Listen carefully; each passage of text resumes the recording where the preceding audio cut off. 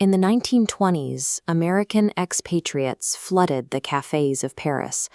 They spent their nights drifting from one chaotic party to the next. The energy was manic, dizzying, and entirely constant. When Ernest Hemingway published The Sun Also Rises in 1926, he opened the novel with a quote from Gertrude Stein, "You are all a lost generation." This label defined a cohort of young people who saw their traditional values dissolve in the face of the First World War. The conflict left millions dead. Those who returned home carried deep physical disfigurements and severe psychological trauma. Hemingway developed the Iceberg Theory to capture this numbness. The text only shows the visible surface of what a character does, but the emotional weight, the grief and trauma, remains unspoken, lurking out of sight like the massive submerged bulk of the iceberg. In Paris, these frantic social lives became a full-time effort to keep the mind occupied and the surface undisturbed. Every drink and every dance was a way to stay above the waterline and avoid the stillness where the trauma resided. We see this immediately through the novel's narrator, an American journalist named Jake Barnes. Jake explains he got hurt in the war, but his description is painfully understated, entirely avoiding the medical specifics of his own emasculation. This injury dictates the terms of Jake's life. He is physically alive, but permanently separated from the intimacy and connection he sees others pursuing in the cafes. This separation traps Jake in a perpetual state of longing for Lady Brett Ashley, an English socialite he loves, but can never truly be with. In an agonizing taxi ride through Paris, they sit close to each other, fully aware that their physical reality makes any future impossible. During the day, Jake projects a hard-boiled, cynical stoicism. He moves through the cafes with detached ease. But at night, alone in his room, the trauma finally surfaces, stripping away his stoic mask, and he breaks down crying. Unable to find peace in Paris, Jake and his friends pack up and leave for Spain. They attempt to physically outrun a void that is actually living inside them. Before meeting the rest of the group, Jake and his friend Bill take a brief detour to the Spanish town of Berguete to fish. The mountains and cold streams offer a fleeting sanctuary, a quiet natural order far removed from modern anxieties.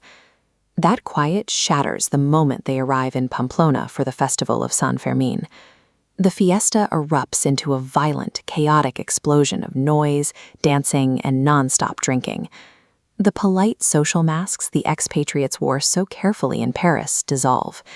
They consume massive amounts of alcohol while watching the brutal, visceral violence of the bullfights day after day. The festival environment provides no room for the quiet masking found in Paris. Under the weight of the heat and the constant noise, their long-suppressed resentment finally begins to spill over. The group's cruelty focuses heavily on Robert Cohn. As a Jewish-American outsider, Cohn relies on outdated romantic ideals and the fact that he boxed at Princeton to overcompensate for his deep insecurities. The simmering tension finally snaps. In a vicious, drunken outburst, Mike Campbell attacks Cohn's masculinity, comparing him to a steer, the castrated animal used in the ring to calm the herd. Hemingway contrasts this pathetic unraveling with the arrival of Pedro Romero, a 19-year-old Matador who embodies the traditional code hero. In the bull ring, Romero faces death with absolute authenticity. He operates with strict discipline, projecting a quiet grace a modern world has entirely lost. Lady Brett Ashley immediately fixates on the young Matador. Her sudden, desperate infatuation is a hunger to consume something real and untainted by the war. Romero exists in a world of clear consequences and defined honor. Next to his unwavering focus, the aimless wandering and drunken bickering of Jake's expatriate friends appear increasingly hollow.